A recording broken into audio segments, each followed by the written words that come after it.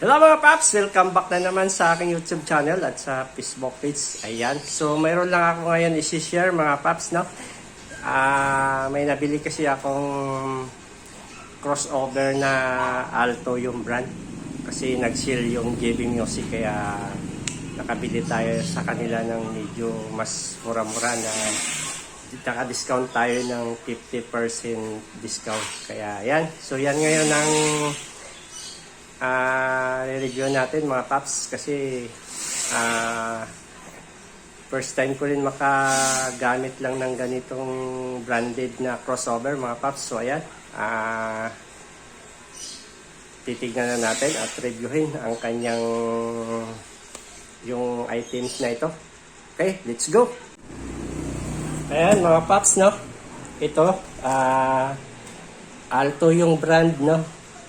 So, AX2304. Ayan. So, pwede sa 2-way, pwede sa 3-way, at mono 4-way. Ayan. So, kompleto din siya.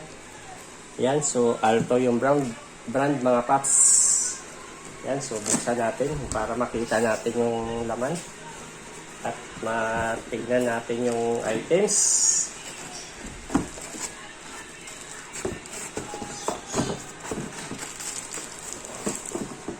Ayan.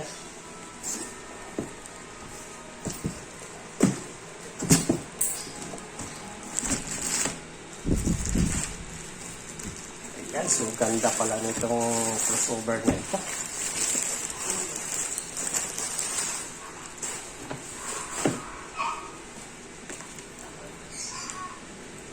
Ayan mga paps, kakaiba yung kanyang mga knob, ano? Kaysa doon sa kumpara natin sa mga ginagamit natin na normal na crossover, no? Ayan. So medyo may pagkakaiba siya. Ayan, so kailangan ko pa din ito reviewin yung mga knob nito kung parang iba kasi yung iba yung mga design niya. Pero madali lang naman din siguro to. Kasi first time ko rin makagamit ng ganitong crossover, no, mga paps. Ayan.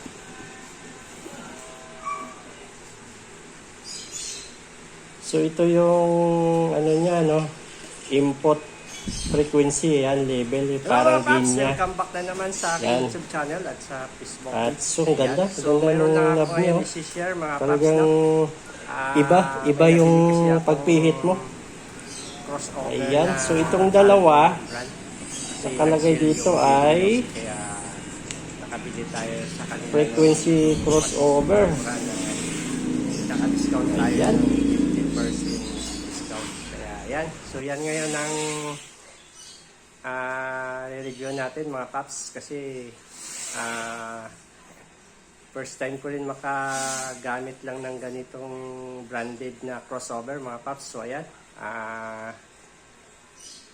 titignan na natin at reviewin ang kanyang yung items na ito. Okay. Ayan mga paps, no? Ito, Alto yung brand, no? So AX2304. Ayan, so pwede sa 2-way, pwede sa 3-way, at mono 4-way. Ayan, so kompleto din siya. Ayan, so Alto yung brand mga paps. Ayan, so buksan natin para makita natin yung laman. At matignan natin yung items.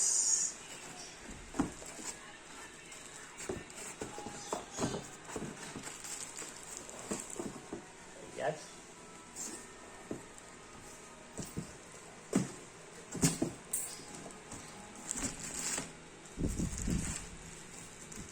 Ayan, so ganda pala nitong crossover na ito.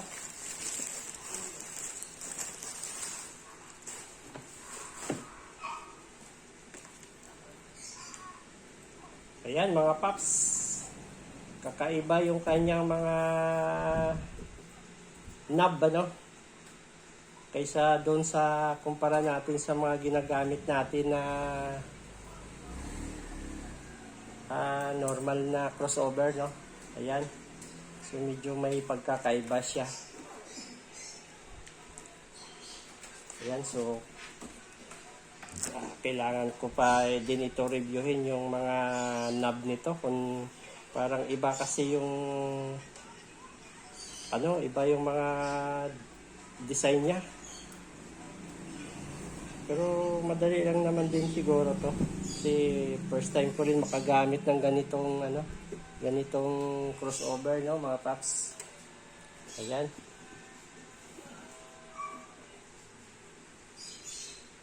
So ito yung niya, no, input frequency, yan, level, parang gain niya. Yan. At so ang ganda nung knob niya, oh. Talagang iba yung pagpihit mo. Ayan, so itong dalawa nakalagay dito ay frequency crossover. Ayan. Yan, so kung gusto mo ng ng matigas o malambot lang, yan. At ito yung kanyang frequency sa mga niya, sa low niya. Yan.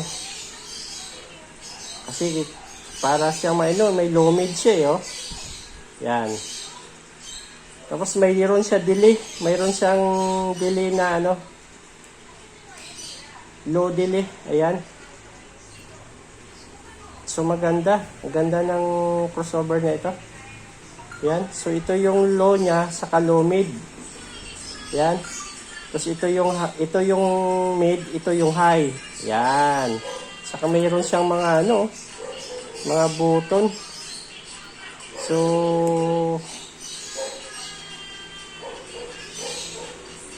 bagay, naman to. Depende lang naman siguro to kung gusto mong engage o gamitin to. Yan, kung gusto mong gamitin, di-engage lang siya. Pero malalaman natin to kapag ginamit ko na ito. Kung ano ang purpose nito. Yan, kung isa din ba ito sa nagpapaganda ng kanyang tunog. Ayan, so ito lang yung high niya, mid. Yan, so low mid saka low. Yan. Magkasama yung low mid niya saka low. Yan, so yan. Ganun lang. So sim lang naman dito sa isang channel. Yan, so kung anong na-review natin dito, ganun din yan dito sa isang channel yun, no? Sa channel to. Yan, so simple lang din naman. So kakaiba lang talaga yung mga niya. Mga knob, no? Medyo ayan. So okay.